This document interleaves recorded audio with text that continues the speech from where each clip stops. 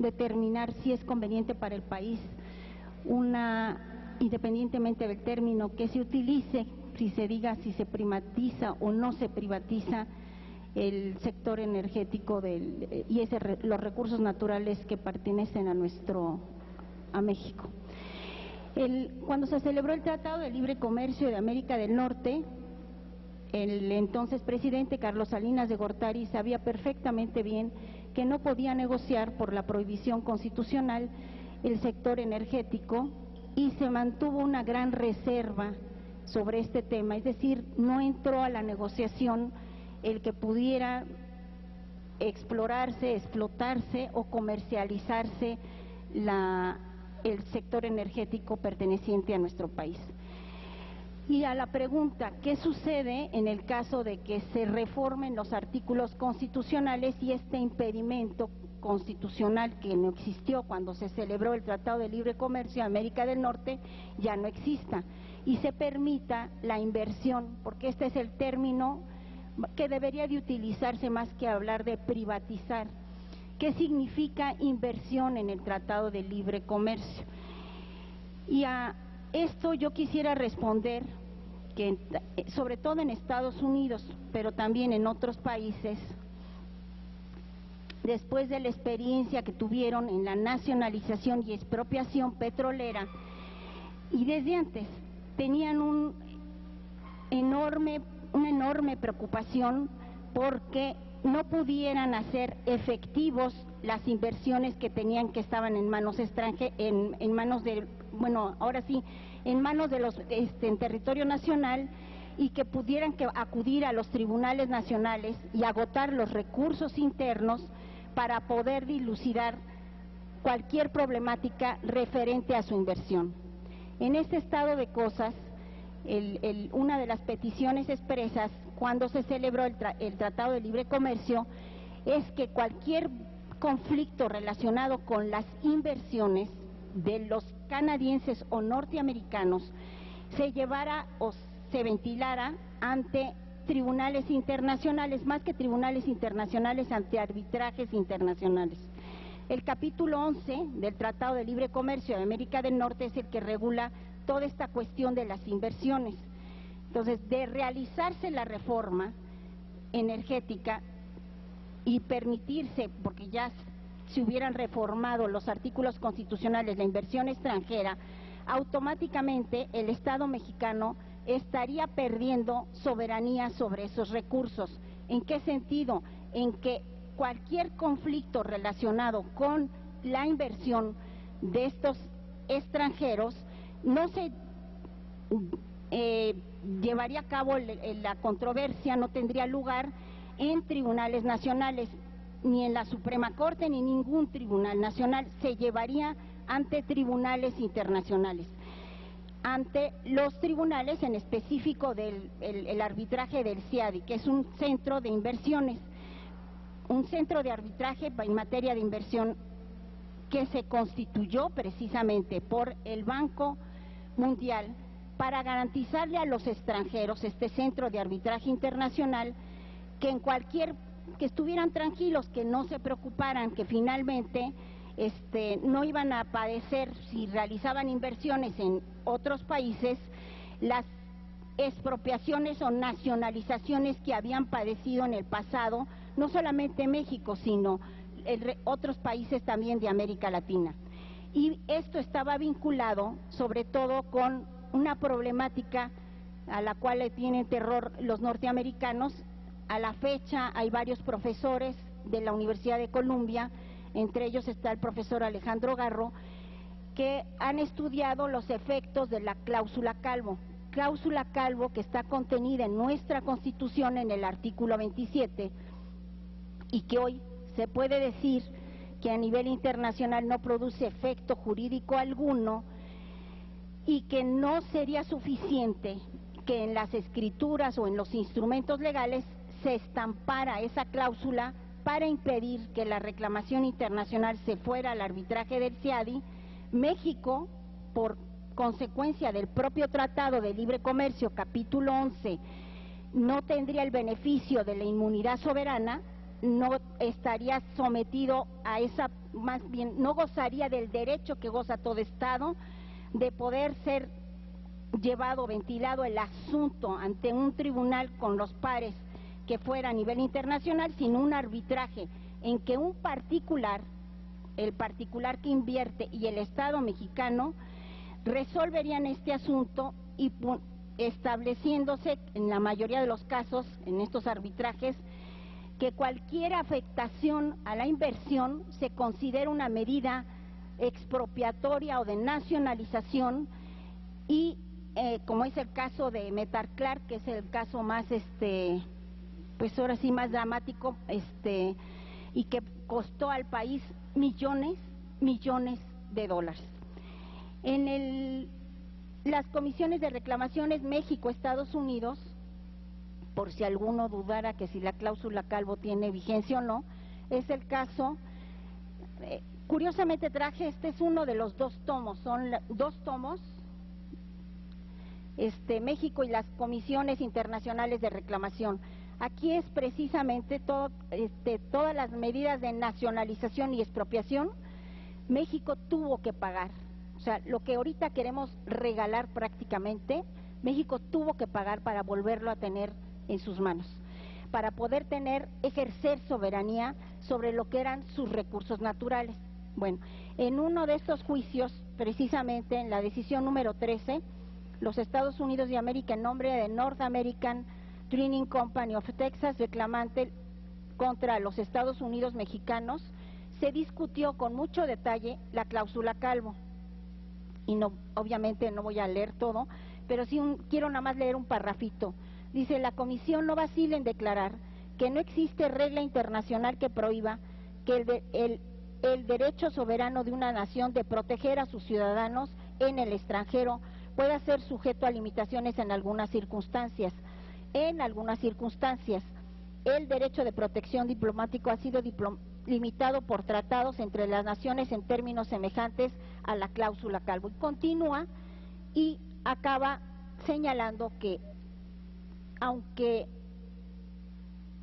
se establezca en un tratado o en un contrato, no está obligado, o sea, no es un derecho que corresponda a un individuo renunciar, en este caso al inversionista, al que pretenda adquirir, que en esto bienes inmuebles, acciones, participaciones o realice una inversión en territorio nacional, no va a renunciar a un derecho que corresponde al Estado. El derecho de protección diplomática es un derecho del Estado y que precisamente esas cláusulas en los contratos y demás instrumentos que pueden ser tratados no operan a nivel internacional. En toda la relación de estas comisiones de reclamaciones México-Estados Unidos se sigue la misma regla. Aquí en este caso México no obtuvo éxito porque se reconociera la cláusula Calvo, se hace un estudio muy detallado y la pregunta es ¿por qué se mantiene a la fecha esta cláusula Calvo en la Constitución? Se mantiene la cláusula Calvo nada más, bueno, esa es mi conclusión, para tranquilizar algunas conciencias, porque cuando se negoció el Tratado de Libre Comercio de América del Norte, se sabía que era letra muerta ya la cláusula Calvo. Letra muerta en el sentido de que aunque se siguiera insertando en los contratos y en las demás escrituras cuando hubiera inversión extranjera, no era operativa, no es operativa a nivel internacional. De hecho, no ha habido ningún caso en que se haya aplicado la sanción que establece la cláusula Calvo, de que en caso de que algún extranjero reclame la protección diplomática precisamente de su Estado, pierda los derechos a favor de la nación. Hubo un intento, amenazó una de las telefónicas Axtel en algún momento precisamente para reclamar la protección diplomática ante la situación que se había dado con relación al Tratado de Libre Comercio de América del Norte. Y al final no acabaron, se acabó en una conciliación, por así decirlo, pero se sabía a ciencia cierta que que el Estado mexicano no iba a iniciar el proceso de privar precisamente a Axtel, que había amenazado con iniciar la protección diplomática, pedirse a su Estado para que pudiera tener más éxito de lo que tenía en ese momento ante los tribunales nacionales en sus reclamaciones.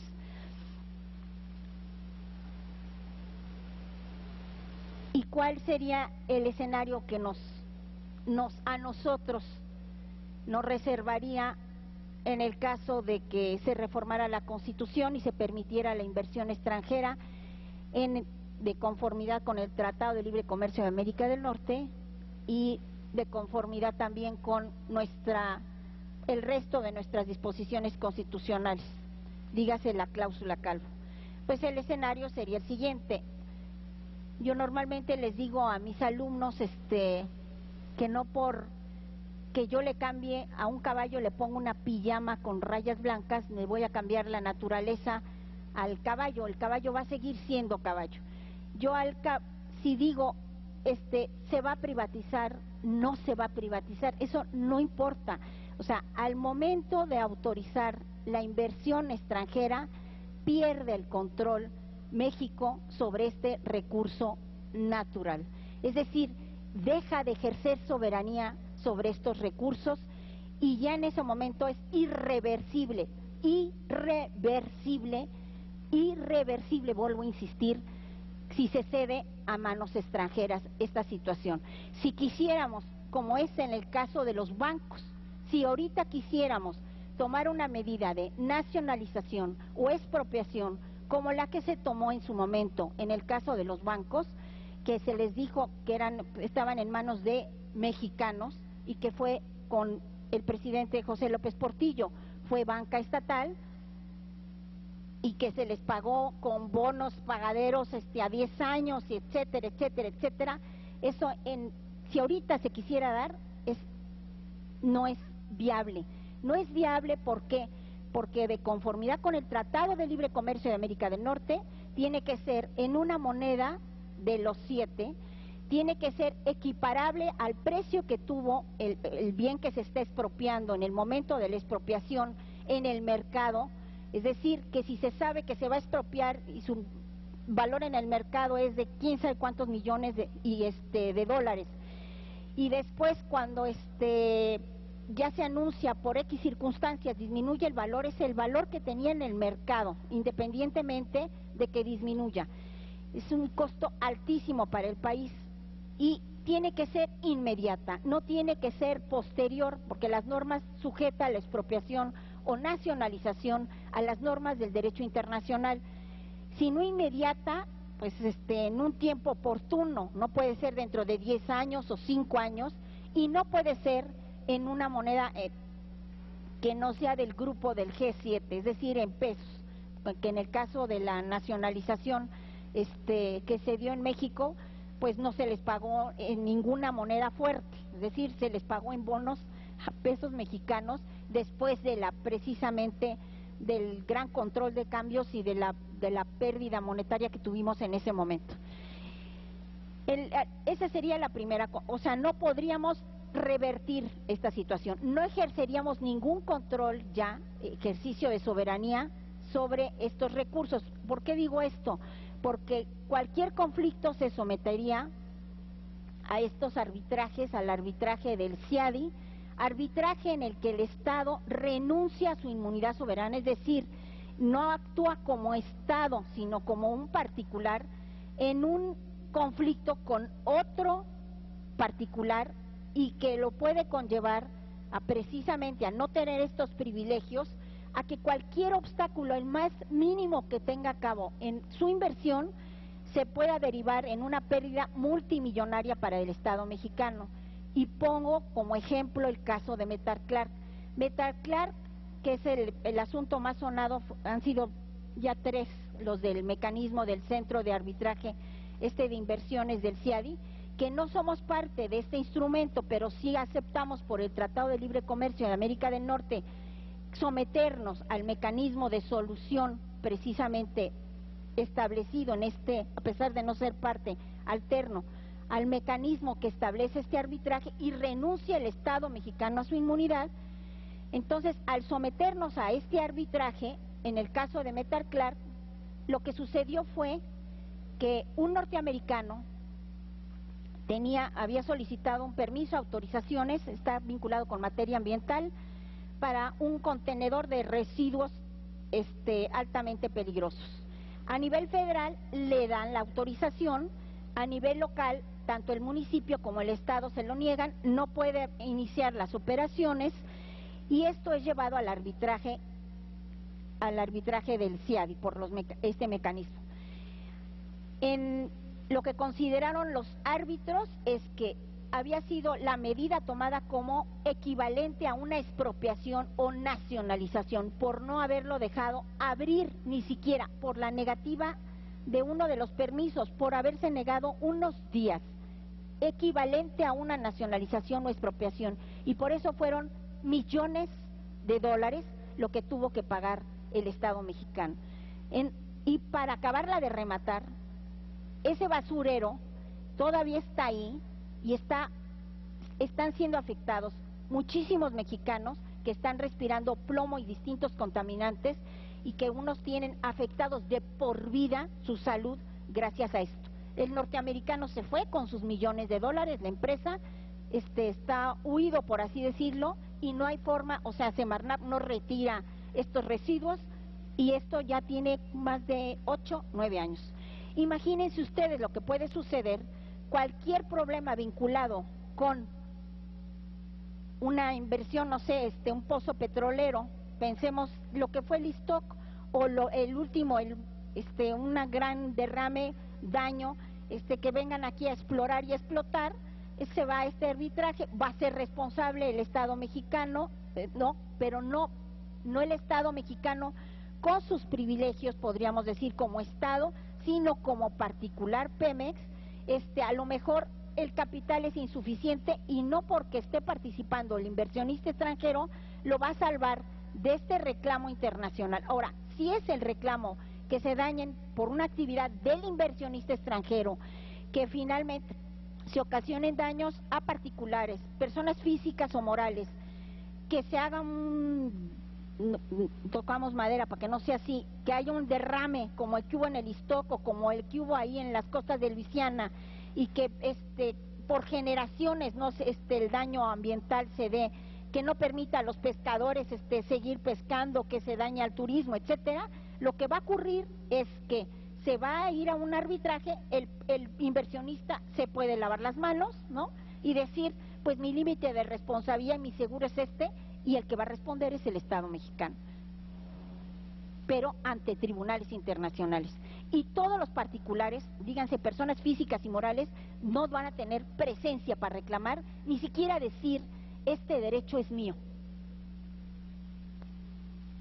Ni siquiera para decir, este derecho es mío. O sea, si tuvieran alguna, bueno, y ahora como también quieren privatizar, por decirlo de alguna manera, las playas, porque también esa es la otra iniciativa que está, ¿no? Ni siquiera acceso a las playas. Imagínense, yo iba a decirles, bueno, tienen un negocio, un concesionario en la playa, y resulta que el explorador inversionista X, ¿no?, se contamina todo, se pierden los peces. ¿Ustedes creen que van a poder ir a reclamar al arbitraje? No tienen jus standi, lo que se llama derecho a poder reclamar absolutamente nada conforme a esto.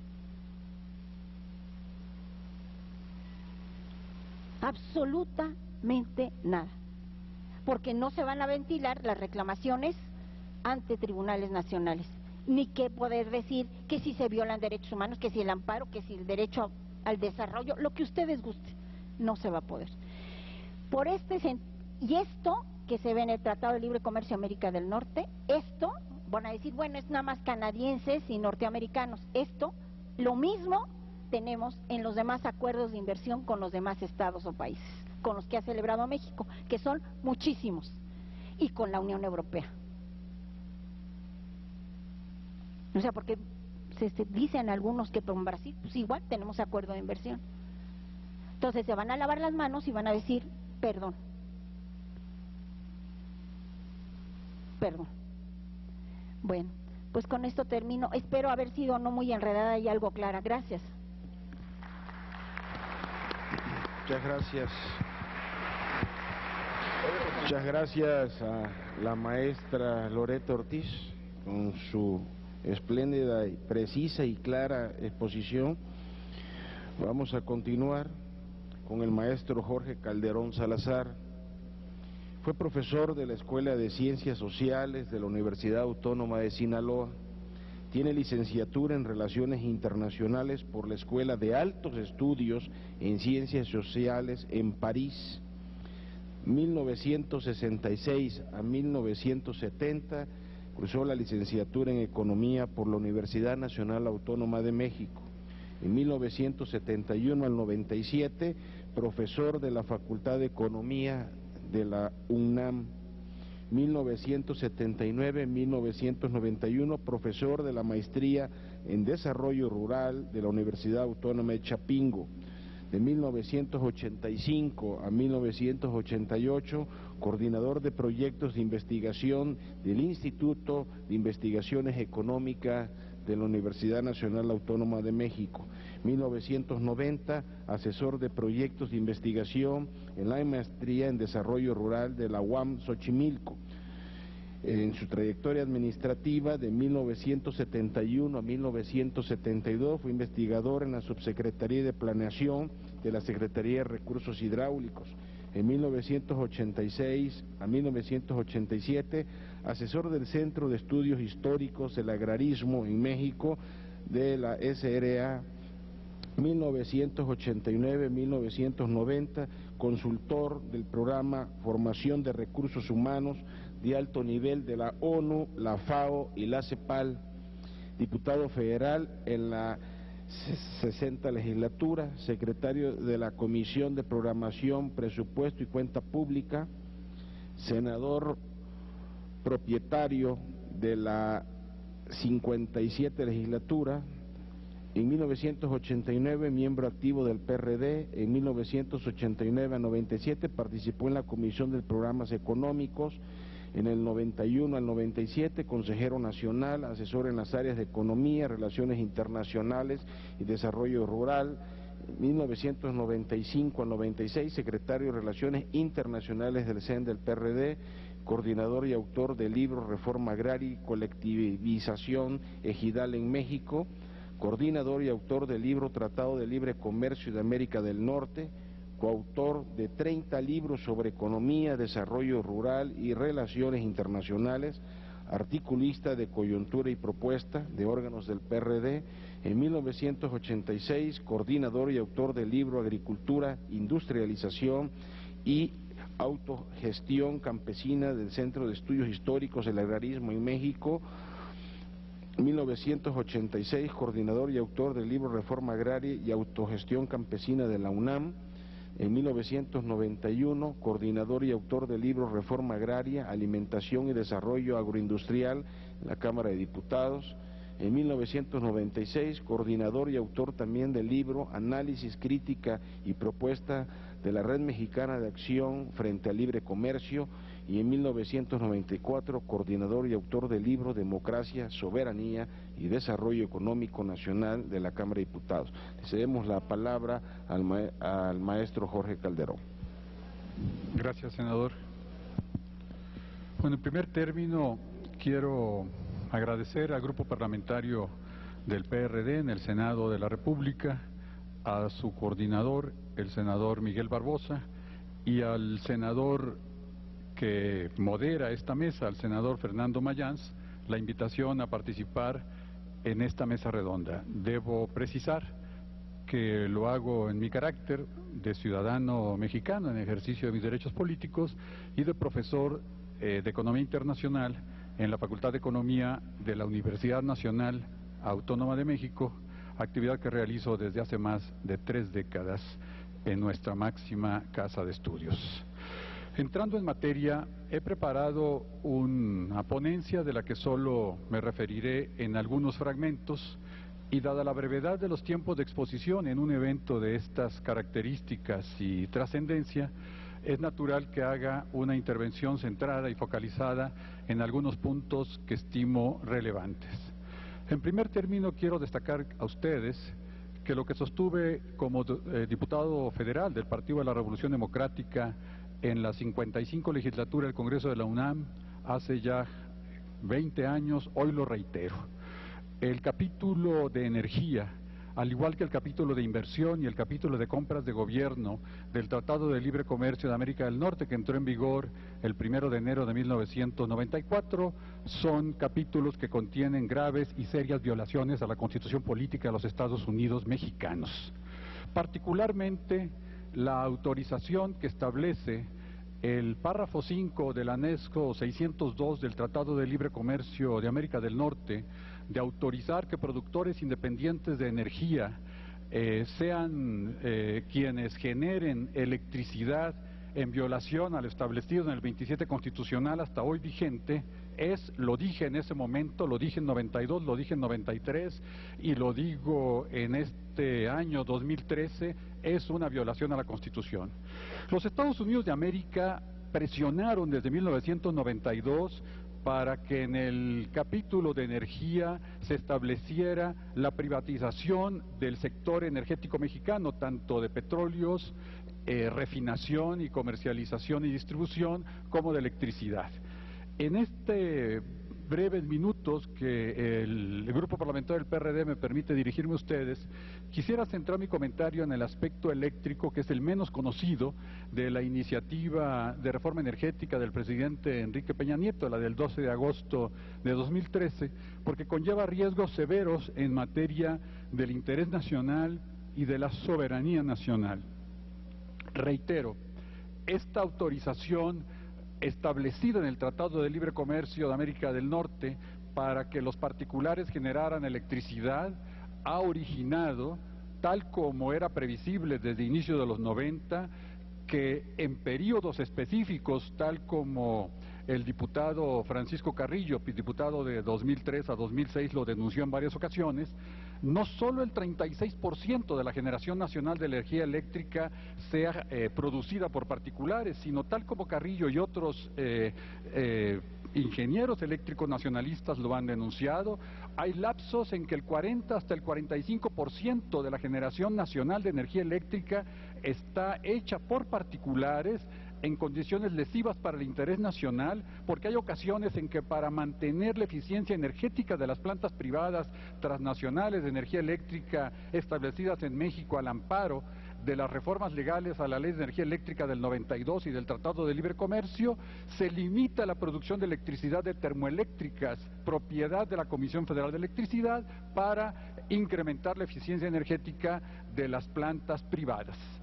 Y lo que se optó en el Tratado de Libre Comercio de incorporar ese criterio que establece en la Ley de Energía Eléctrica del 92 y se repite en el Tratado de Libre Comercio, la condicionalidad de vender la electricidad producida por productores independientes a Comisión Federal de Electricidad, es solo un subterfugio legal de lo que es una real violación a la Constitución Política de los Estados Unidos mexicanos. De haber existido en México en esos años las condiciones de pluralidad política y de debate que hoy existe, y de haber existido en México un tribunal constitucional como existe en algunas entidades de la Unión Europea, habrían existido las posibilidades, evidentemente, de echar abajo esa disposición.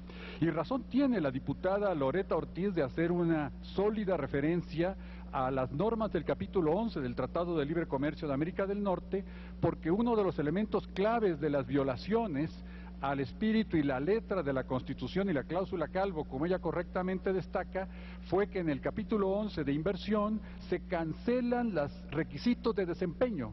Es decir, las normas que en ejercicio de su soberanía desde los años 30 hasta los años 90 había establecido el Estado Nacional Mexicano para regular la inversión extranjera, favorecer la reinversión de utilidades, orientar la inversión en función del interés nacional, establecer una balanza comercial equilibrada y muchas otras reglas. De manera precisa, el Tratado de Libre Comercio de América del Norte prohíbe que el Estado Nacional ejerza facultades regulatorias. Hecho que significa que de prosperar la iniciativa del presidente Peña Nieto, que con la reforma al artículo 27 constitucional elimina lo hoy establecido respecto a la exclusividad del Estado Nacional en materia de generación de energía eléctrica, y solamente dejar vagas funciones en materia de distribución y transmisión, que además pueden ser concesionadas a particulares, se abre el camino con una precisión muy grande para la privatización de plantas existentes, contrariamente a lo expuesto en el texto de la iniciativa. Y aún cuando se diera la hipótesis de la no privatización de plantas existentes, cosa discutible, bastaría que continuara el crecimiento de las plantas de generación privada, con un Estado solamente administrando el mercado energético de distribución de electricidad, para que a la vuelta de los años pasáramos el umbral en que la mayoría de la electricidad nacional ha sido generada por particulares, principalmente, por supuesto, empresas transnacionales, y perdamos soberanía. Pero otra violación constitucional es que en el capítulo 15 de compras de gobierno y competencia, ya desde ese momento, y esto ya ha sido aplicable desde entonces para Pemex y Comisión Federal de Electricidad, se establecen acceso equivalente para empresas transnacionales con empresas nacionales en lo que se refiere a abasto a los grandes proyectos de inversión pública.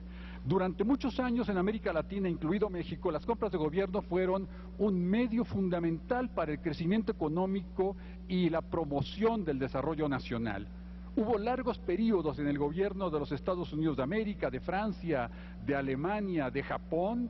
Hoy continúan algunas disposiciones de este tipo en países asiáticos como la India, en que las compras de gobierno son un medio para impulsar el desarrollo nacional. Pues bien, la desregulación de la inversión extranjera, lo establecido en el capítulo 15 de acceso igualitario de transnacionales a compras de gobierno, unido a la autorización de productores eléctricos independientes establecido en el Tratado de Libre Comercio de América del Norte, son violaciones constitucionales. Repito que lo dije hace 20 años y lo reitero hoy, y lo que pasa es que con una claridad enorme, que no puedo por razones de tiempo entrar a la lectura de la iniciativa de Peña Nieto reconoce que aunque el 36% de la generación de energía eléctrica es hoy privada, y se desvive en elogios la iniciativa de lo positivo, bueno y correcto que es la generación privada de energía eléctrica, dice que no es suficientemente privatizante, es decir, que carece y reconoce implícitamente el cuestionamiento a la constitucionalidad de la generación privada de energía eléctrica, y expone que se requiere una reforma al marco jurídico que permita la plena reconocimiento del derecho de los privados a generar electricidad, a vender electricidad, no solo a la Comisión Federal de Electricidad, sino crear un mercado de grandes vendedores y grandes consumidores, y para supuestamente que eso reduzca los costos.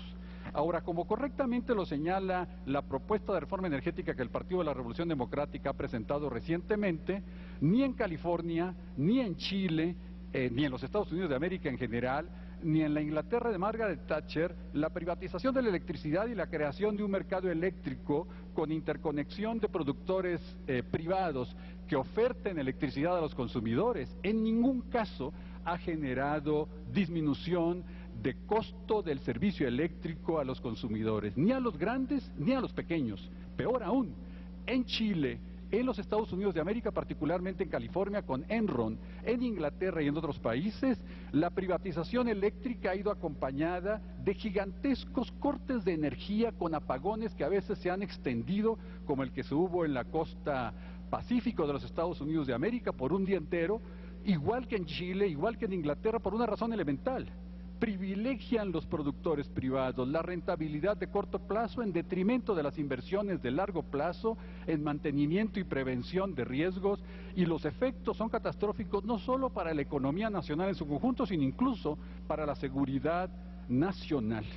Lo que sucede en consecuencia es que lo que no pudo ser materializado con una iniciativa de reforma eléctrica privatizante del presidente Zedillo, lo que tampoco pudo ser realizado con una segunda iniciativa de reforma eléctrica en el periodo de Vicente Fox, hoy pretende culminar esa vieja aspiración de hacer congruente el texto constitucional con la privatización eléctrica, con esta reforma que, como el centro de la atención pública nacional, correctamente por cierto, ha estado centrado en el debate sobre la propuesta de privatización del sector petrolero y de privatización de refinación y otros factores colaterales, en la medida que el centro, repita ustedes, del debate ha estado en petróleo, hidrocarburos y todos los aspectos colaterales, electricidad ha estado como oculta del debate nacional cuando es un elemento que considero estratégico. Y muy hábilmente el gobierno oculta el contenido de legislación secundaria que va a estar vinculado a la eliminación del 27 constitucional vigente de la exclusividad del Estado en materia de generación de energía eléctrica. Sin embargo, desliza, como comento, la iniciativa algunos elementos de lo que serán de las reglamentarias en caso de aprobarse esta reforma constitucional. Y una de ellas es esto que con 30 años de retraso llega a México del mercado de oferentes eléctricos privados, en donde se crea una estructura oligopólica de oferentes con una estructura también oligopólica de compradores, y se dejan los costos de distribución, que en ocasiones son altos y riesgosos, o al sector gubernamental, distribución, Comisión Federal de Electricidad, o incluso a un distribuidor privado. Lo sorprendente es que esto se da cuando hay países como Bolivia y otros que han dado marcha atrás en la privatización del sector eléctrico.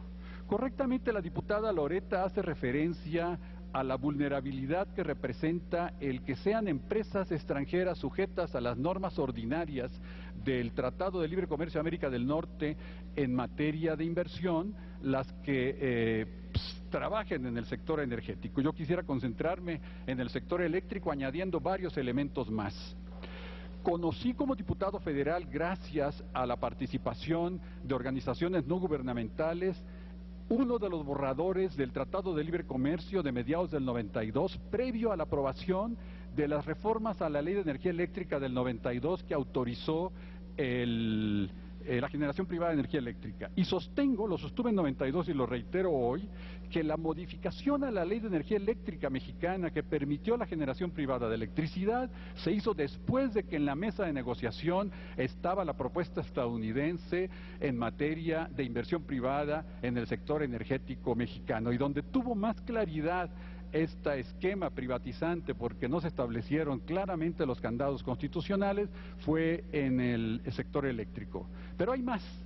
Cuando se firmó el Tratado de Libre Comercio México-Unión Europea, se estableció en ese Tratado de Libre Comercio, en un brevísimo capítulo de inversión, una disposición en donde México, de manera inaudita, primero, no establece la reserva constitucional de la vigencia del 27 en materia de la exclusividad de la generación de energía eléctrica en manos del Estado Nacional.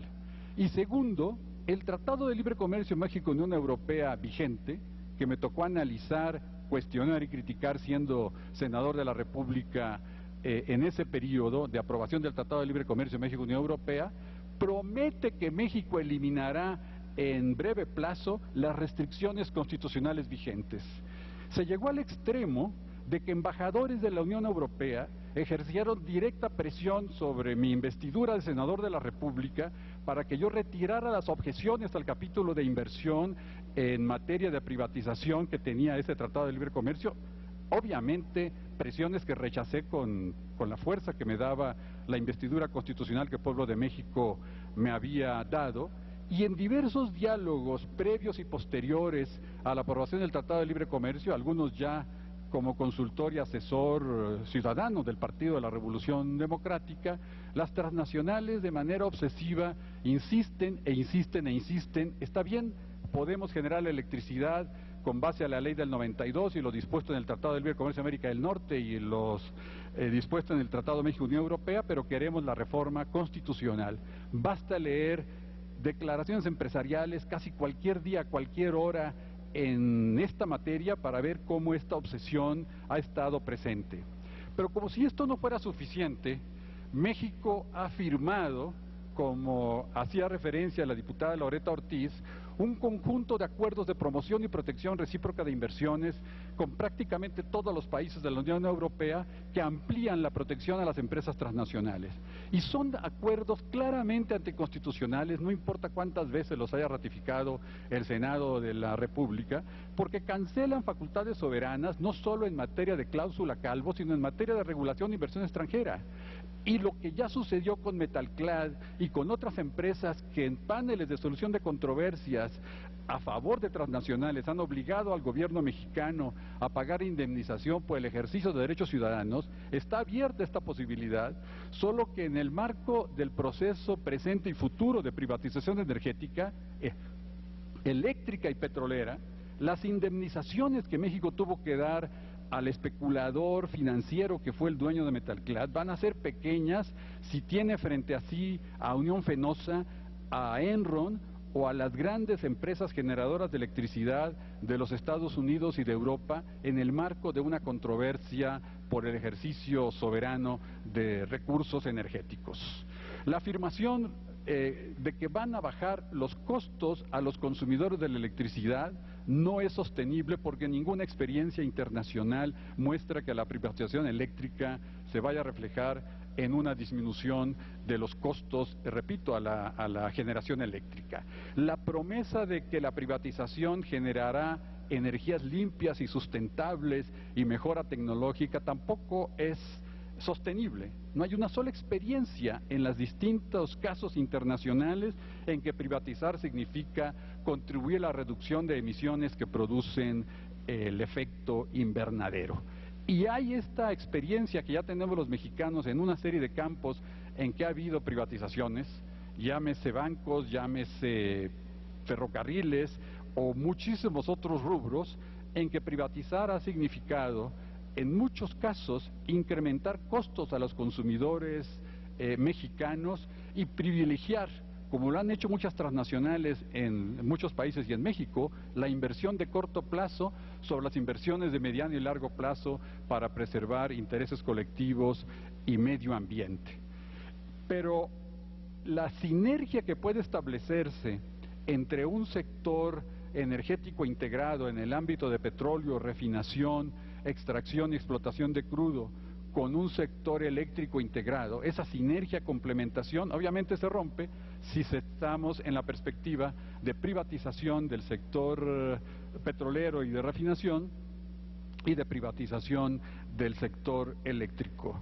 Por ello, el argumento de que habrá precios más bajos no es sostenible. El argumento de que solo podrá haber cambio tecnológico con privatización tampoco es sostenible. Y el argumento de mejora en las finanzas públicas porque liberará al gobierno federal del supuesto subsidio que otorga la Comisión Federal de Electricidad no es sostenible, porque quien subsidia al gobierno federal con transferencias es la Comisión Federal de Electricidad. Es el mismo caso cuando el ingeniero Cuauhtémoc Cárdenas ha sostenido con energía, y lo está hoy defendiendo los senadores del PRD, que un Pemex con capacidad de autonomía financiera es capaz de generar excedentes de modernización y transformación si se le quita esa tremenda carga fiscal y se pide al conjunto de la economía contribución fiscal equitativa acorde con su fuerza económica, el mismo argumento se puede aplicar para Comisión Federal de Electricidad. Si Comisión Federal de Electricidad tuviera la capacidad de autonomía financiera, si dejara de otorgar subsidios decididos políticamente por gobierno federal y tuviera capacidad de autofinanciamiento y de administración técnica y eficiente de recursos, no solamente no tendría el gobierno que está subsidiando, que no es el caso, sino que tendríamos un sector energético con una capacidad de apoyo al desarrollo nacional en muchas mejores condiciones. Estoy perfectamente consciente de la dificultad de una renegociación del Tratado de Libre Comercio de América del Norte. Lo era en 94 y lo sigue siendo en 2013, a punto de cumplir 20 años de vigencia.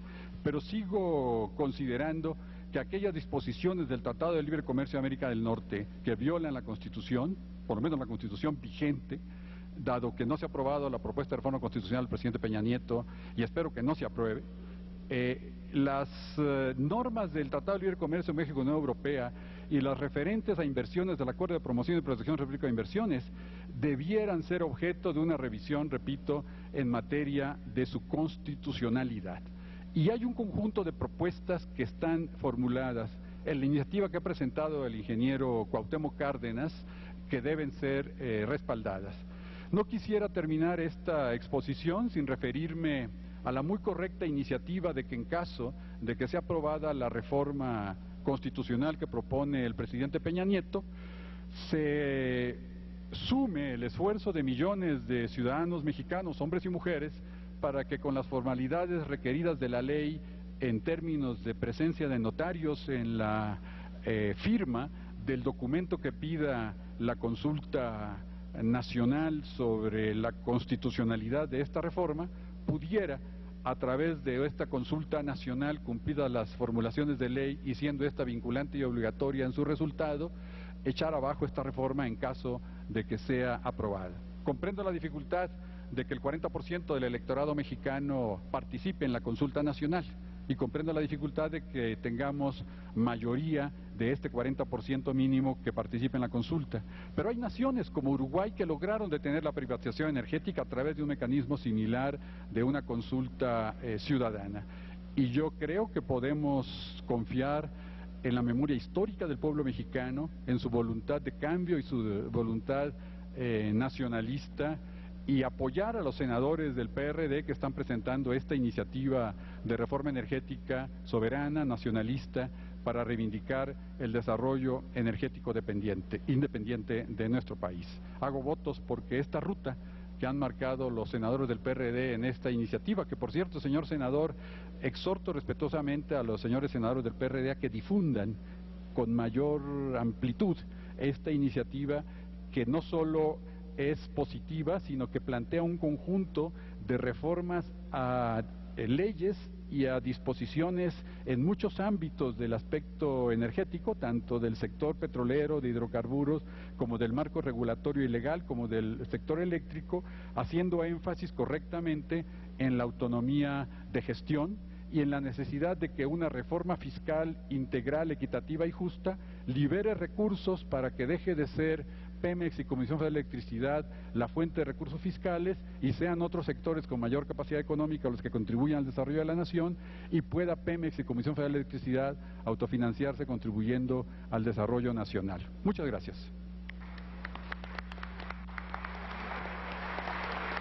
Muchas gracias por la intervención al maestro Jorge Calderón Salazar. Me da mucho gusto ver el día de hoy, en lunes, el auditorio lleno.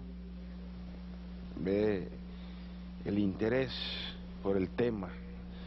También quiero comentarles que les vamos a pasar una boleta para que puedan redactar sus preguntas, dudas o comentarios para al término de las exposiciones llevarlas a cabo.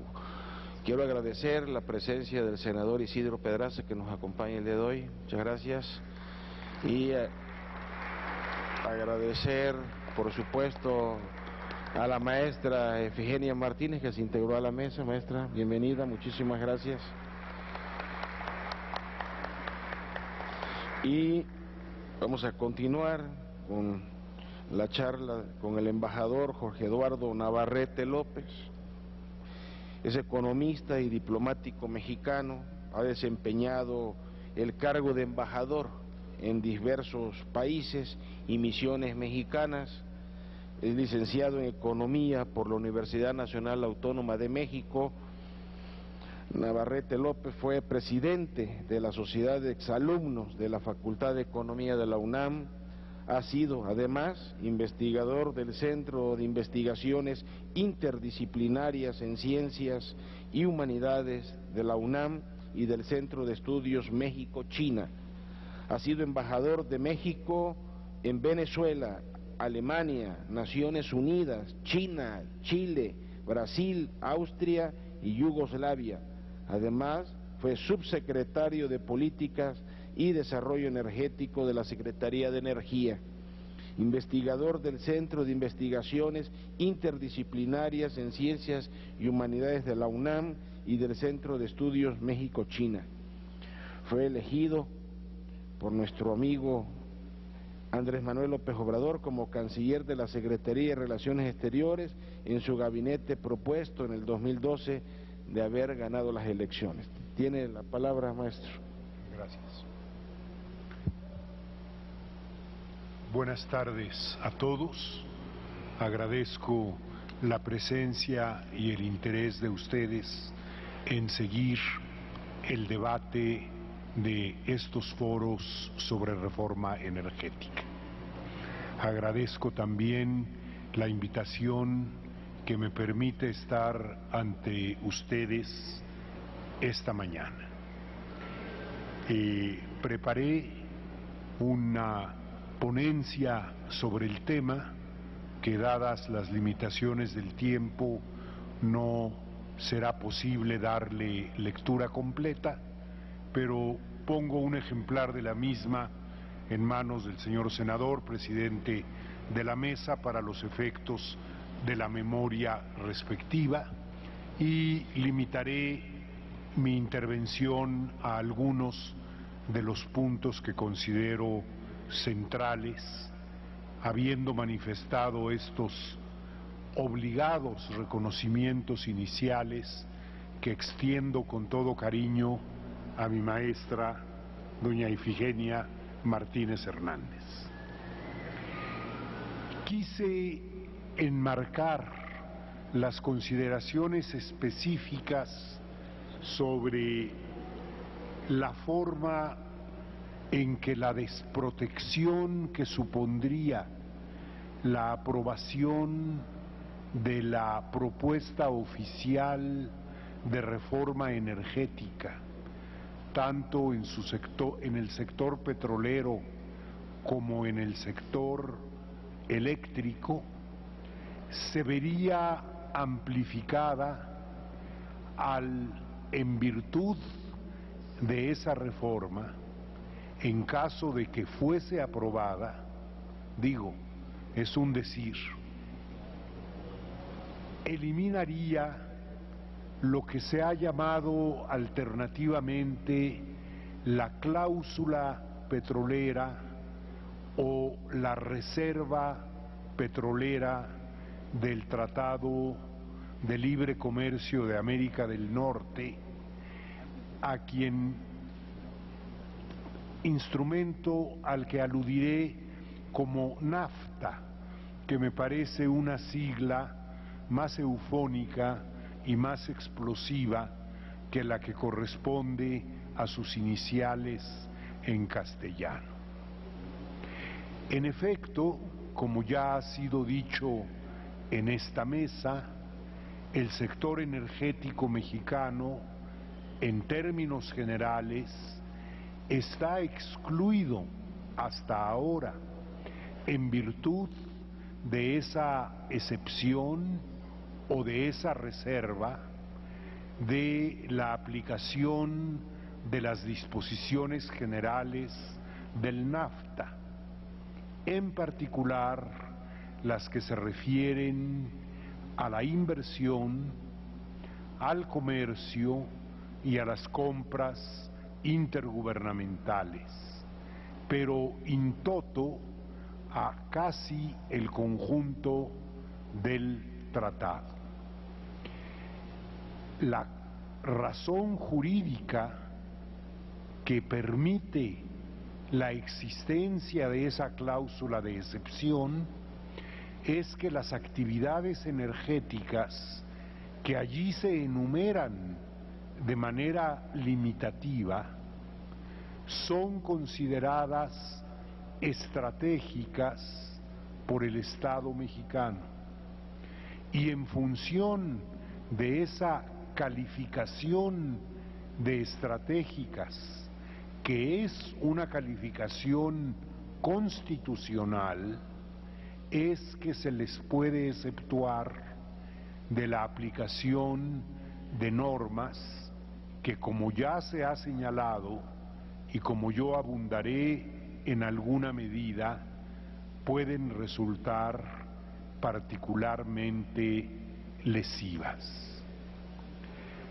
Si en el artículo 28 constitucional, como se propone, se elimina, hablando en términos generales, a la industria petrolera en toda su extensión, desde la exploración hasta las actividades de refinación y petroquímica, y se elimina a la prestación del servicio público de energía eléctrica como actividades estratégicas, automáticamente queda sin efecto la llamada excepción energética o reserva energética o petrolera del NAFTA, y en consecuencia todas sus disposiciones enormemente lesivas para diversos aspectos de la soberanía nacional, del manejo autónomo de una política de desarrollo, de la posibilidad misma de políticas efectivas de fomento económico, quedan absolutamente sin efecto, como ya lo ha señalado la doctora Ortiz y como lo ha subrayado en particular en el caso del subsector eléctrico el maestro Calderón. Yo pienso que para tener una idea suficiente del impacto que la eliminación de esta excepción del NAFTA tendría, tenemos que tener en cuenta el entorno general, y yo pondré el énfasis sobre todo en el sector petrolero para no repetir consideraciones que ya se han planteado aquí, del alcance de la reforma que se propone. Y el primer punto que señalaría es que, de manera que a mí me parece irregular, se pide al Congreso de la Unión aprobar reformas a 2 artículos constitucionales, el 27 y el 28, que constituyen pilares básicos del orden jurídico y de la estructura económica de la nación. Y se hace sin ofrecer, ya no digamos los textos de las leyes secundarias que serían necesarias para llevarlos a la práctica, sino ni siquiera una idea suficiente de cuál sería el contenido de esa legislación subordinada. Ciertamente, la extensa exposición de motivos de la iniciativa, que dedica más de la mitad del espacio a resumir lo que ya existe, dedica la otra mitad a dar una idea selectiva, arbitraria e incompleta de la forma en que se manejaría la legislación secundaria. Se pide al Congreso aprobar una carta blanca, aprobar una reforma constitucional que no podrá instrumentarse sin una legislación secundaria de la que solo se conoce un esbozo, como ya dije, incompleto, y este es quizá el menor o la menor de sus limitaciones. Ojalá el Congreso mexicano no dé el salto al vacío que supone aprobar una reforma constitucional en estas condiciones. Un ejemplo: en la exposición de motivos se presenta a los contratos de utilidad compartida, a los que podríamos en lo sucesivo llamar los CUC, para usar otra sigla eufónica, como el principal instrumento operativo en la nueva etapa que se supone abriría esta reforma al sector petrolero mexicano. Pues bien, los CUC no se mencionan en el texto constitucional propuesto.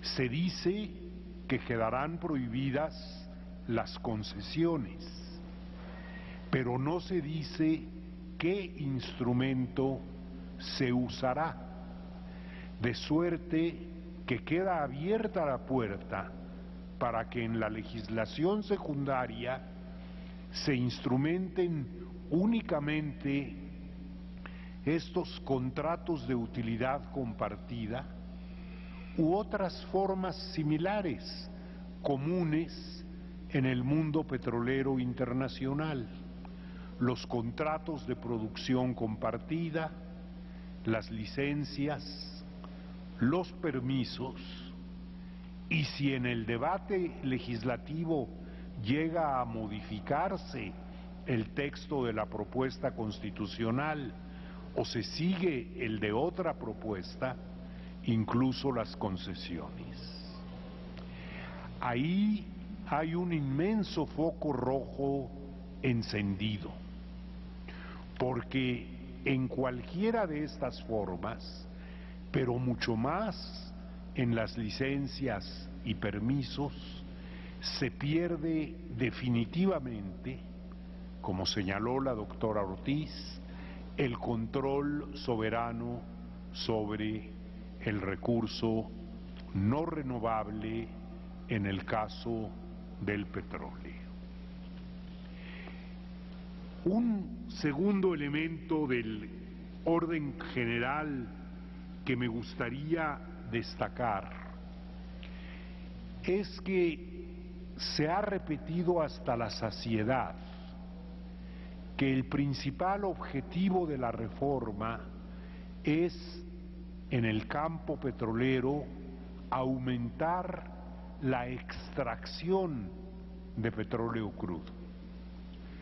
Se dice en muy diversos tonos y en muy diversos momentos de la exposición de motivos, pero no queda claro en ningún momento cuál sería el propósito central que se persigue con este aumento de la producción, de la extracción.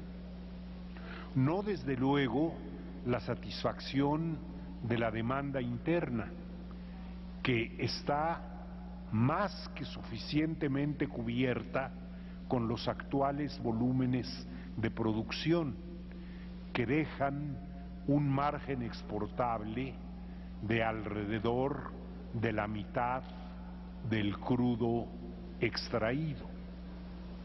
Una conclusión lógica sería que la mayor parte del crudo adicional extraído gracias a la reforma, como dicen sus proponentes, se destinaría a la exportación.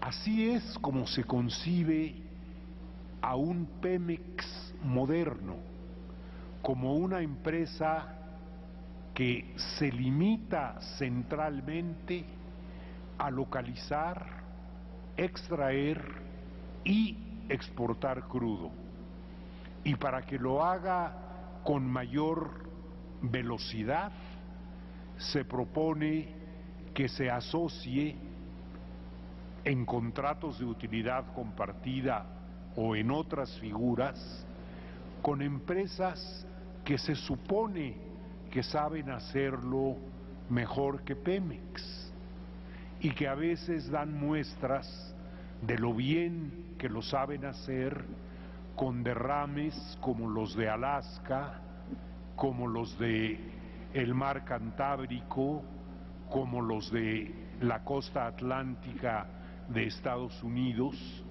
y como muchos otros. quisiera señalar también el elemento que estos contratos, los CUC u otro tipo, significan para un progresivo desplazamiento de Pemex como actor central único debiera ser, pero incluso como actor central del sector petrolero mexicano, de la industria petrolera nacional.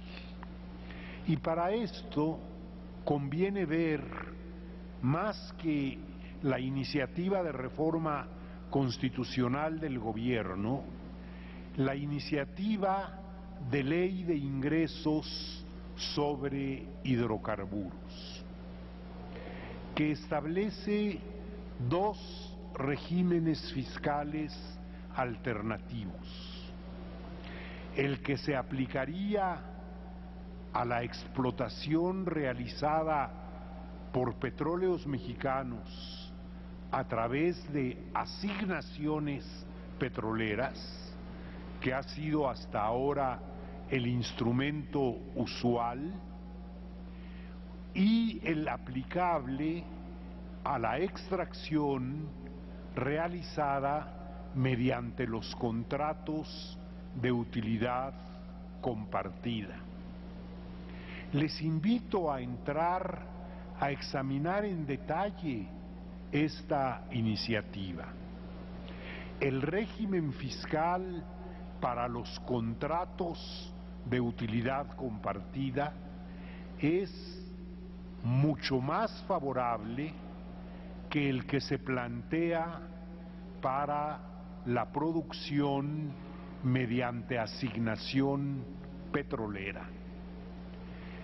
En el lenguaje que utilizan los proponentes de la iniciativa, se trata de incentivar a Pemex para que migre del régimen de asignaciones al régimen de contratos.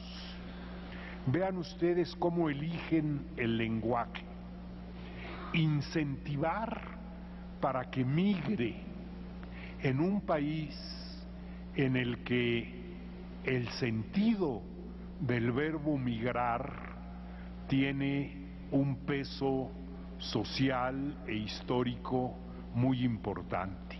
Bueno, queremos que Pemex, dicen los proponentes, migre hacia un régimen de contratos para facilitar que terceros tomen parte también en estos contratos. Estos son los puntos básicos del orden genérico que quería señalar antes de decir lo que contiene mi ponencia respecto del aspecto específico del NAFTA, del Tratado de Libre Comercio de América del Norte. Es bueno tener en mente qué ha significado en términos generales el NAFTA para México en sus casi 20 años de vigencia. Lo acaba de señalar, entre muchos otros investigadores, Gregorio Vidal en un artículo reciente publicado en el Universal, en el que utiliza el más simplificado, pero a la vez el más representativo de los indicadores de crecimiento, la evolución del Producto Real por habitante. En los años inmediatos anteriores a la entrada en vigor de NAFTA, ese indicador, el Producto Real por habitante de México, entre 88 y 94, creció a 2.6% anual. No es una tasa espectacular, pero es una tasa apreciable, teniendo en cuenta que es en términos per cápita, en términos por habitante. En los primeros años de NAFTA, entre 94 y 2000, cuando había los impulsos iniciales, el crecimiento se derrumbó a 1.64%, un punto menos que en los años anteriores. Y en los años del agotamiento o de la debacle de NAFTA, el crecimiento de ese indicador, el Producto Real por habitante, fue de 0.59% anual, 2 puntos menos que antes de la entrada en vigor de este tratado. Dicho sin cifras, decía en mi ponencia, el NAFTA puede haber contribuido a establecer o consolidar ciertos islotes de prosperidad y a labrar algunas fortunas personales prodigiosas, pero ha corrido paralelo con el prolongado estancamiento de la economía nacional y con la extendida pobreza y desamparo de la mayoría de los mexicanos. En otras latitudes se diría del 99%. En el NAFTA mismo, la excepción a la que ya me referí está contenida en el anexo 602.3 y reconoce la reserva que el Estado mexicano establece sobre la inversión y prestación de servicios de las actividades estratégicas que, como ya dije, se enumeran de forma limitativa. Y sobre todo es una excepción que protege respecto del capítulo sexto de NAFTA, que es el capítulo de inversiones, porque en este capítulo, el sexto, se establecen disposiciones que califican, condicionan, limitan o afectan la autonomía de las partes en la aplicación de restricciones a la importación y a la exportación, al establecimiento de gravámenes a la exportación y, entre otras, a la expedición de medidas reguladoras. Si la reserva del anexo 602.3 deja de aplicarse, el Estado mexicano no podría, por ejemplo, imponer un impuesto a ingresos extraordinarios, que en el lenguaje oficial se llaman windfall profits, en caso de un aumento súbito de los precios internacionales del petróleo, que en el futuro no puede darse por descartado. Supongo que el sonido quiere decir que ya terminó mi tiempo y concluiría diciendo que los elementos lesivos propios de la iniciativa oficial se ven multiplicados por el hecho de que suponga la pérdida de la reserva o excepción energética en el NAFTA. Es una doble pinza que asegura, en caso de ser aprobada, y digo, es un decir, que asegura que Pemex migre como ellos quieren, pero que migre hacia el ocaso y hacia su eventual desaparición. Gracias. Muchas gracias al embajador Jorge Eduardo Navarrete López por su espléndida participación. Maestra Efigenia, ¿tiene usted algún comentario? ¿Se nos hace el favor? Gracias.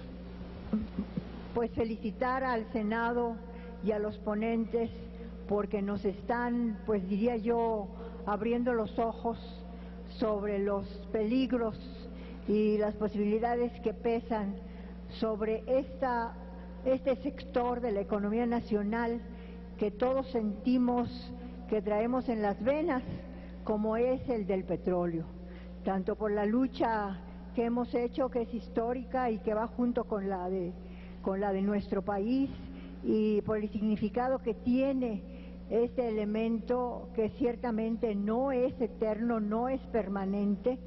El petróleo se acaba y lo tenemos que aprovechar bien. Felicito pues al Senado de la República y a ustedes por haber abierto este espacio de reflexión, y pues simplemente esperamos las preguntas de las demás. Yo estoy pues un poco alarmada por lo que aquí se está diciendo, y esto simplemente indica pues que tenemos que estar todavía más alertas para proteger este recurso que ciertamente pues se agota y que tenemos que verlo que se transforma en capital permanente, y esto no puede ser más que invirtiendo sus beneficios y garantizando que se trata que vamos a tener un gobierno nacionalista. El Senado forma parte de este gobierno y por lo tanto pues felicito al Senado y a usted, señor senador, por haber iniciado y haber continuado con estos pensamientos y estas ilustraciones de un sector vital para nuestra República. Muchas gracias, profesora. Siempre un placer tenerla y conocer sus opiniones y sus comentarios. Vamos a dar inicio a los comentarios y preguntas de los asistentes. Para el maestro Calderón, dice: festejo que haya usted planteado la necesidad de una reforma fiscal que libere a las dos últimas empresas públicas en nuestro país de esa carga fiscal impuesta para cubrir los gastos del ejercicio presupuestal anual, circunstancia interna que los afecta y los limita. Sin embargo, me gustaría saber si, de acuerdo a su experiencia, existe alguna acción jurídica que nos ponga a salvo del capitalismo salvaje que se vive en el mundo. De Alejandra Armenta. Muchas gracias, Alejandra. Maestro Calderón. Gracias.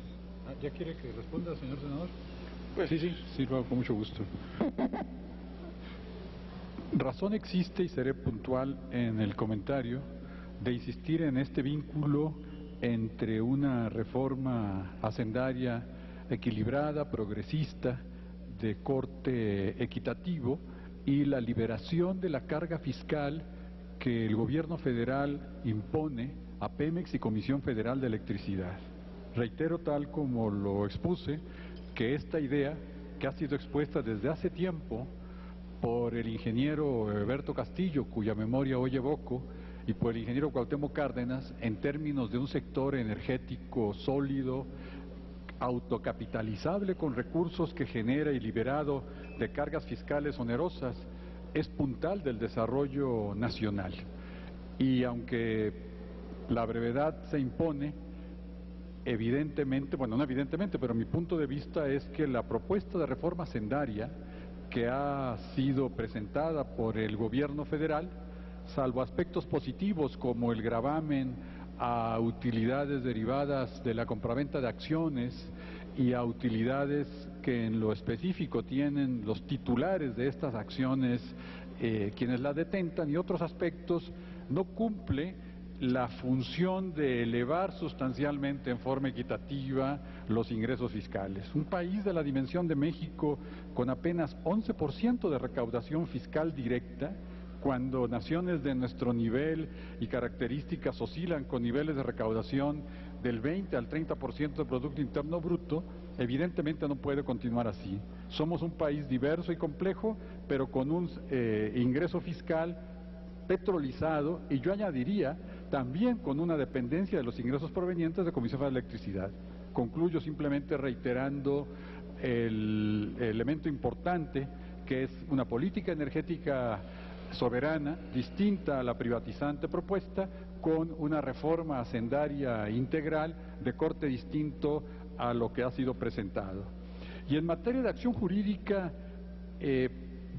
pienso que tiene que ver más con la lucha democrática y social de nuestro pueblo por que una mayoría democrática se establezca en próximas legislaturas en el Congreso de la Unión, Cámara de Diputados y Cámara de Senadores, un triunfo democrático en los órganos del gobierno federal, incluida la Presidencia de la República, que permita reiniciar, como lo hizo Lázaro Cárdenas en 1934, la reconquista de México. Así le llamó un biógrafo a uno de los estudios biográficos del general Lázaro Cárdenas, la reconquista de México. Yo estoy convencido que con una acción histórica nacional de recuperación de nuestra identidad de pueblo soberano con una mayoría democrática, acciones jurídicas en el campo de la legislación secundaria o en su caso de aprobarse reformas regresivas a la Constitución, podrán instrumentarse para recuperar ese interés soberano de nuestro pueblo. Gracias.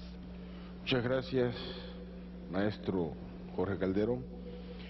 Para la diputada Loretta Ortiz, pregunta, desde el punto de vista jurídico, ¿en qué afecta que el Estado sea considerado como igual en un tribunal internacional?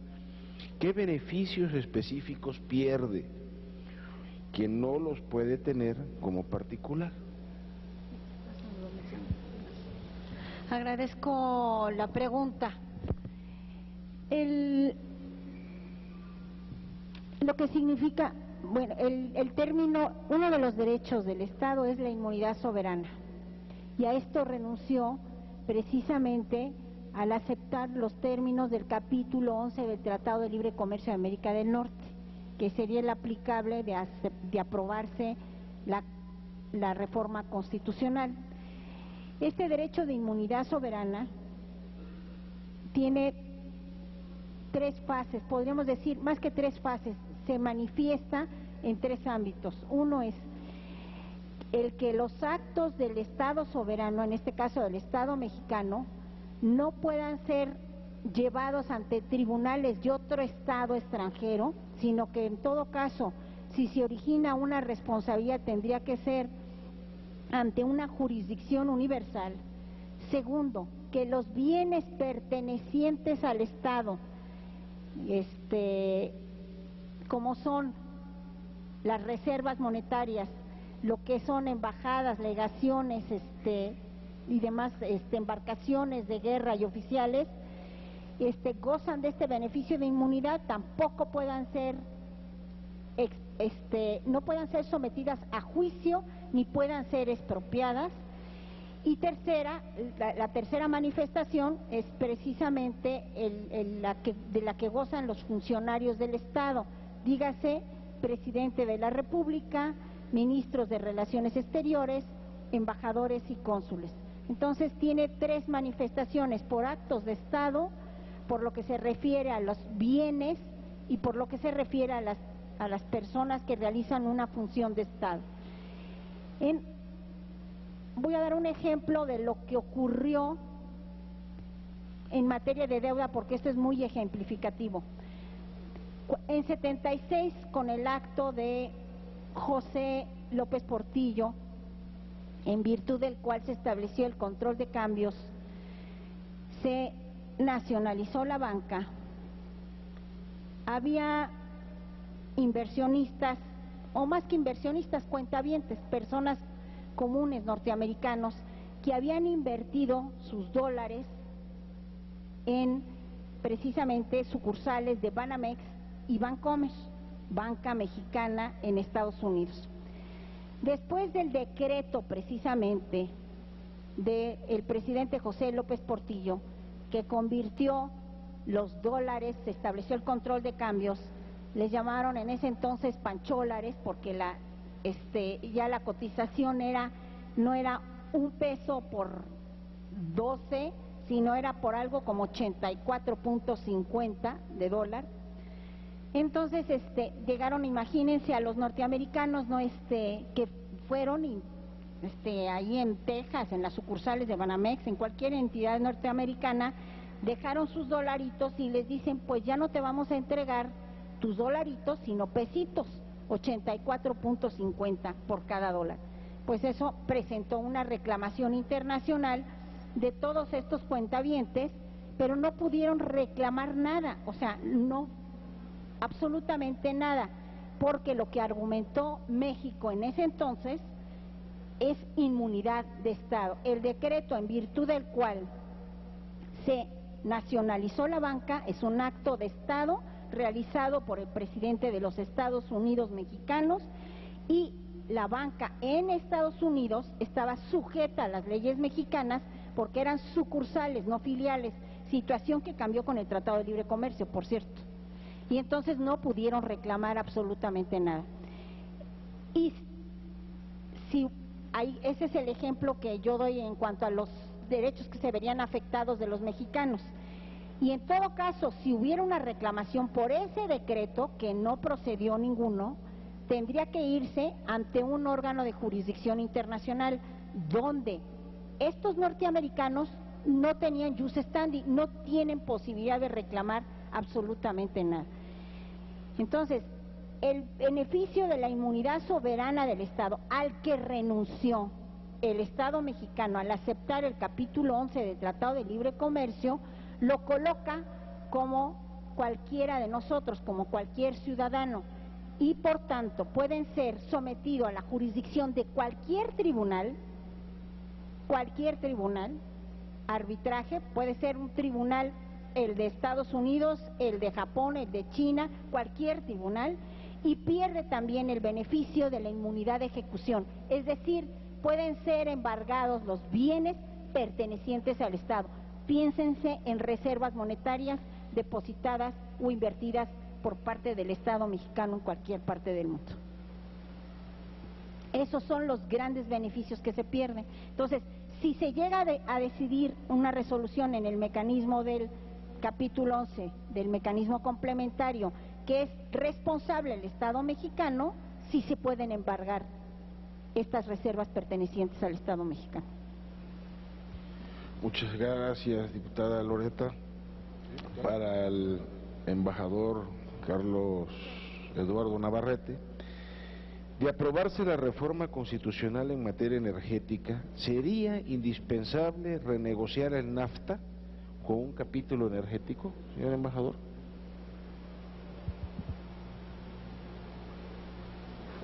En mi opinión, la renegociación del NAFTA ha sido necesaria y deseable desde hace mucho tiempo, en referencia a su efecto sobre sectores productivos de la economía nacional, en particular el sector agrícola. Se ha alegado siempre, y no con absoluta falta de razón, es un alegato que tiene elementos dignos de consideración, que plantear la renegociación de NAFTA es plantear es como abrir una caja de Pandora, en el sentido de que obviamente no serían únicamente las reformas para obtener beneficios o reducir prejuicios que México planteara, sino las que cualquiera otra de las partes quisiera plantear. Y por eso se ha considerado básicamente como un texto cerrado. De aprobarse la iniciativa de reforma energética,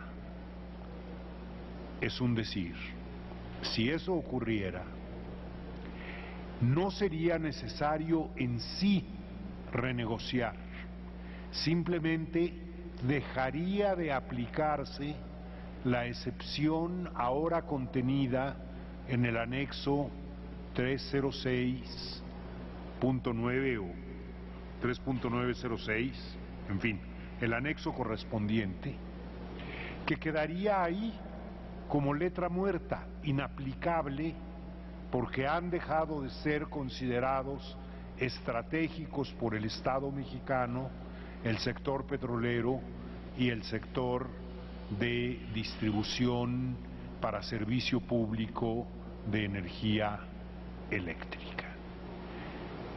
Puede borrarse, puede quedarse ahí, es inaplicable. Creo que nadie propondría hacer la modificación, pero que todos estarían conscientes que esa cláusula ha dejado de tener aplicabilidad. Gracias.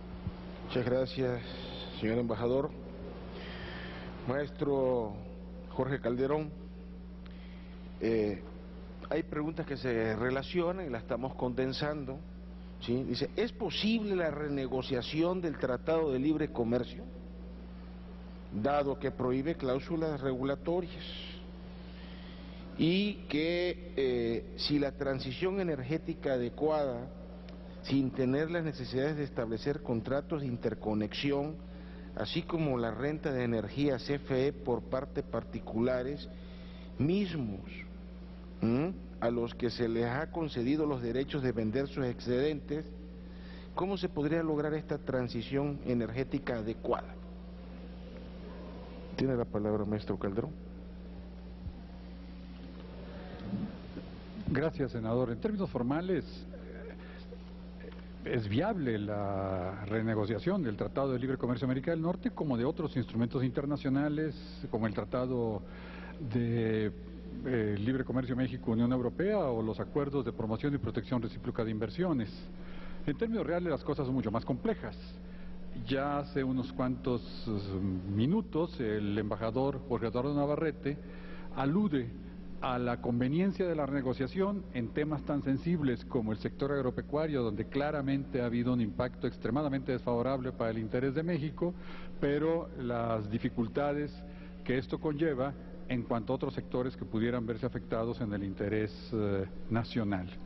Yo estoy convencido y sigo situándome en esa perspectiva del optimismo histórico que aprendí de mi maestro, el maestro Fernando Carmona, en el sentido de que si bien vivimos tiempos complejos de orientaciones en el gobierno federal favorables a las políticas de ajuste estructural del Fondo Monetario Internacional, un cambio en la correlación de fuerzas en los próximos tiempos en el Poder Legislativo y en la Presidencia de la República podría crear las condiciones para la renegociación en condiciones favorables para México. De hecho ha habido, y esto lo quiero decir solo en dos palabras, a partir del año 2000 en mayor grado, una renegociación regresiva del Tratado de Libre Comercio de América del Norte en el marco de acuerdos que no han sido sometidos a la ratificación del Senado de la República, que son los acuerdos de la Alianza para la Seguridad y la Prosperidad de América del Norte, que establece, entre otras cosas, esos acuerdos no ratificados por el Senado,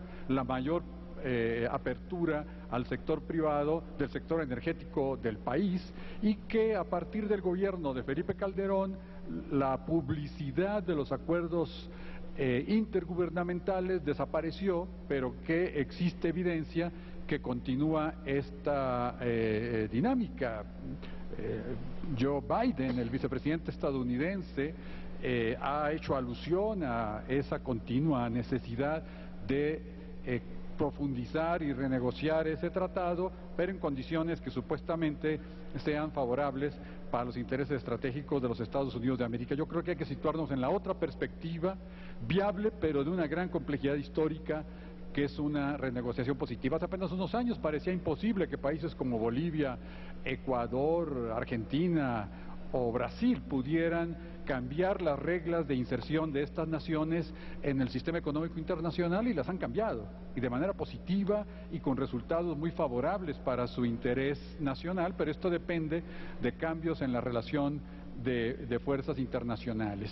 No estaría en condiciones en este momento de vincular, por razones de tiempo, cómo una política energética nacionalista, integrada, soberana, podría contribuir a la reducción de las emisiones de efecto invernadero. Estoy convencido que es viable, técnicamente y financieramente viable, pero esto ya rebasaría las condiciones de esta exposición. Muchas gracias. Muchas gracias, maestro. A la diputada Loretta, ¿qué es lo que se debe reformar para crear una apertura a la explotación energética? Si materialmente hemos sido capaces de explotar los recursos energéticos, ¿qué es lo que ha impedido que lo hagamos correctamente? Entonces, ¿qué reformar para crear una apertura a la explotación energética? Pregunta. Bien,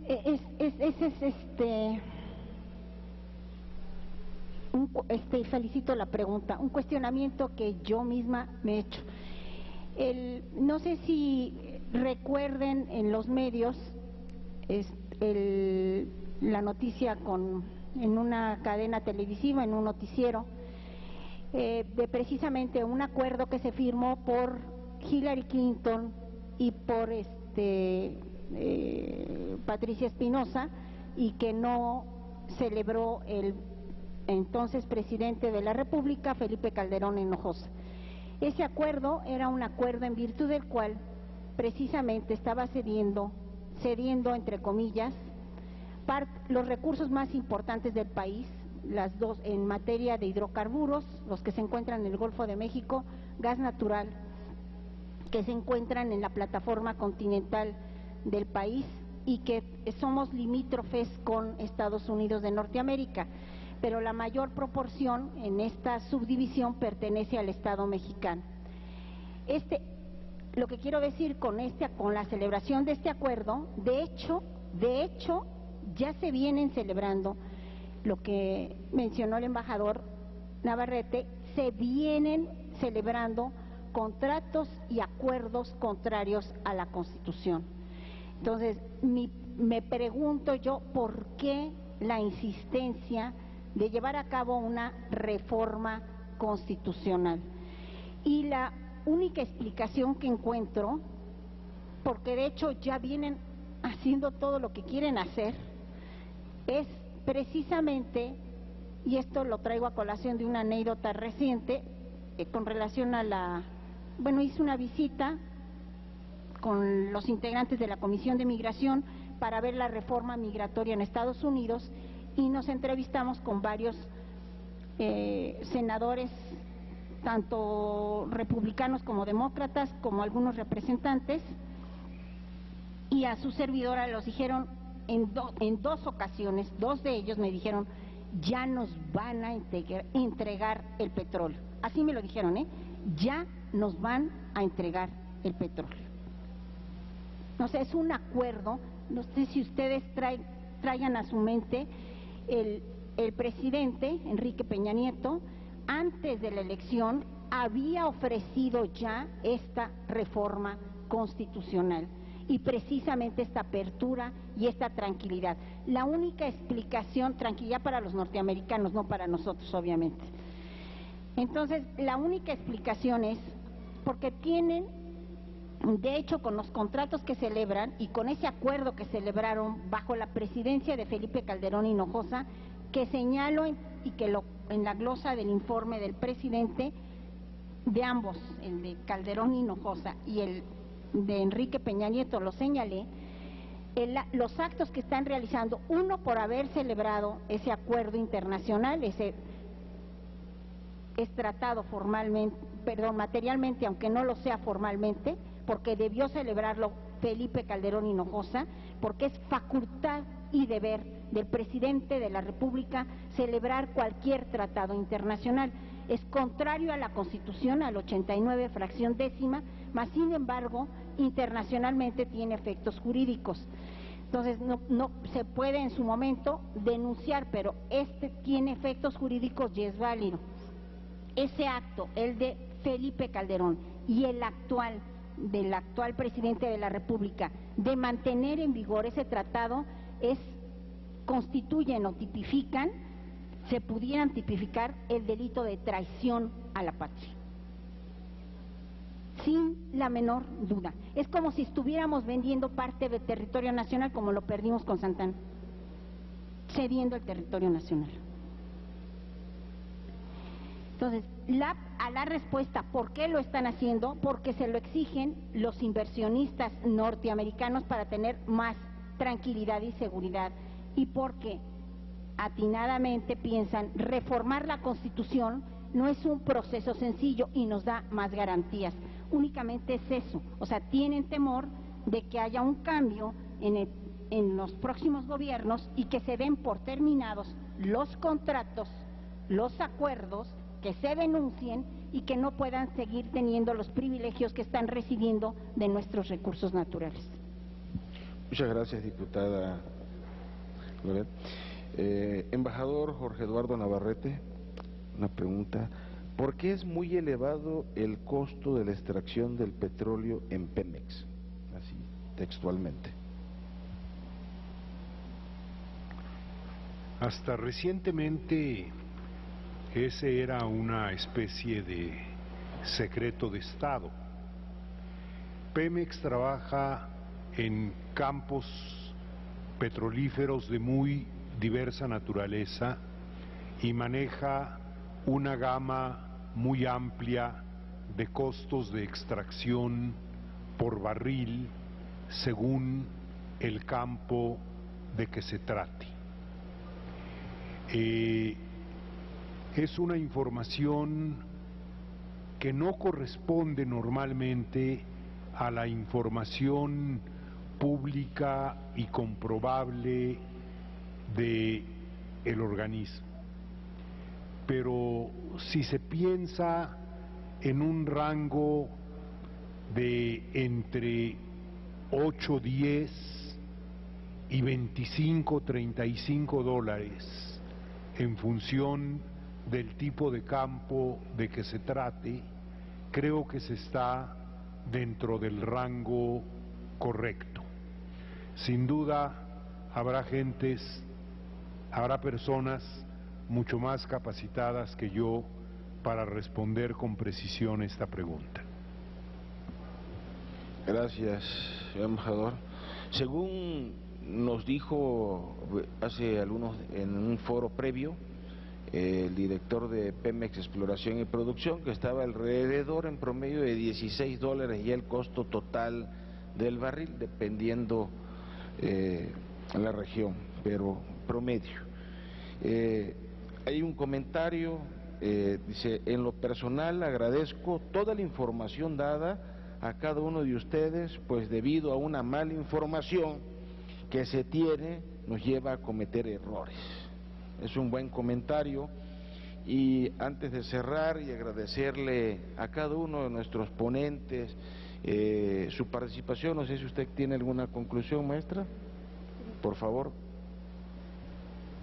Me gustaría aprovechar la riqueza de esta mesa, en donde tenemos expertos, pues, académicos y en derecho, en economía, en derecho y en relaciones internacionales, para exponer también ante ustedes una idea que, si no ajusta exactamente al tema de esta mesa, sí creo que es de interés, y es por qué cosa aquí, y hago la propuesta en el Senado de la República, no hemos establecido o no se establece un Consejo Nacional de Planeación Económica y Social que observara y regulara los llamados artículos económicos de la Constitución 25, 26, 27 y 28, en donde cabría muy bien las preguntas y los temas que se han estado realizando en el Senado sobre un sector de vital importancia para la República, para la vida diaria de los mexicanos, como es el energético. Dejo pues la idea de este Consejo Nacional, que creo que nos hace mucha falta para estar evaluando en su conjunto los llamados artículos económicos de la Constitución 25, 26, 27, 28, para no nombrar otros. Muchas gracias por darme esta oportunidad, señor senador. Profesora, como siempre, un privilegio contar con usted en la mesa y con sus opiniones y observaciones. Bueno, pero para concluir, nada más que quede así los flachazos muy claros. Yo creo que la clave en esta reforma energética, como bien se ha dicho, aquí han hecho lo que han querido, han pasado por encima de la Constitución.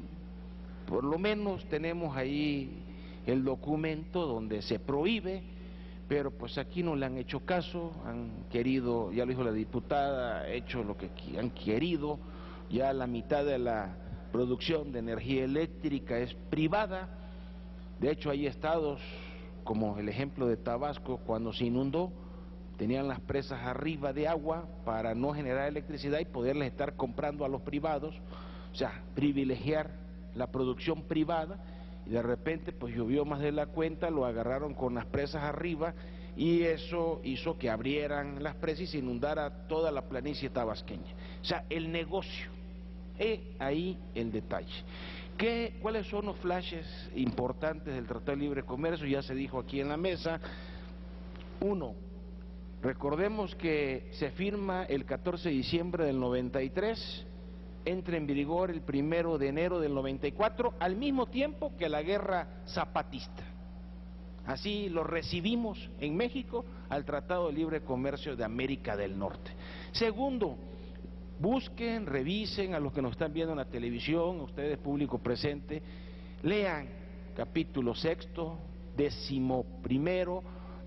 15, ahí está la clave. Nos dicen rápidamente, 1, las áreas estratégicas se tienen que ir abriendo paulatinamente, pero se deben de abrir, ya lo dicen desde que se firmó. Segundo, se ha recalcado, para que quede claro, si hay alguna controversia con las empresas extranjeras, estos monstruos internacionales, pues vayan ustedes a ver, mexicanos, vayan a quejarse a Washington, allá a los tribunales, porque pues así lo dice el tratado. Vayan a hacer su controversia a Washington, al extranjero, a los tribunales internacionales. Y lo más grave, si ya se abrió un área estratégica, nunca, jamás, nunca más se podrá cerrar. Imagínense, yo se lo digo a estos legisladores que andan pensando en apoyar este asunto, ¿sí? Me recuerdo una lona que la vi ahí en una marcha con Andrés Manuel y decía, hay héroes, hay mexicanos que dieron su vida por darnos patria. Ahora hay políticos que dan la patria para tener mejor vida.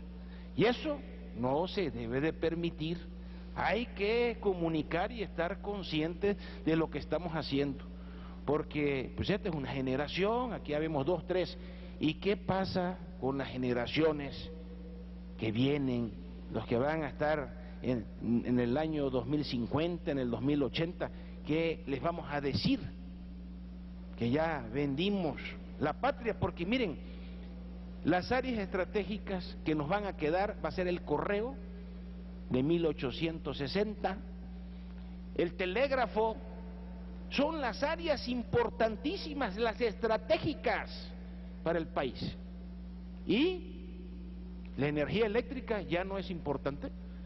El petróleo ya no es importante, los hidrocarburos, la gasolina, los aceites. Entonces sí es importante el correo, que está a punto de desaparecer con esto del internet y los satélites. Eso sí lo estamos cuidando. Y obviamente la energía nuclear, que con Laguna Azul apenas es el 5% de la producción de energía que tenemos con la Laguna Azul,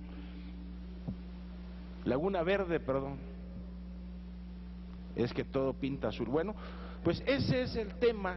Entonces recuerden ustedes, para concluir, le agradezco muchísimo a los ponentes su espléndida charla, a la profesora, a todos y cada uno de ustedes, para que nos ayuden a transmitir estas circunstancias que estamos viviendo tan dramáticas en México.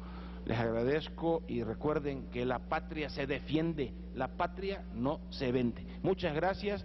Y mi querido Pablo Gómez, que está aquí con nosotros, estamos en tiempo, así que muchas gracias, un placer. Muchas gracias, señor senador Fernando De esta manera, los ponentes hablaron sobre las repercusiones del cambio constitucional en el Tratado de Libre Comercio. Plantearon diversas expresiones, pero también realizaron un análisis profundo. En el caso de la diputada Loretta Ortiz, señaló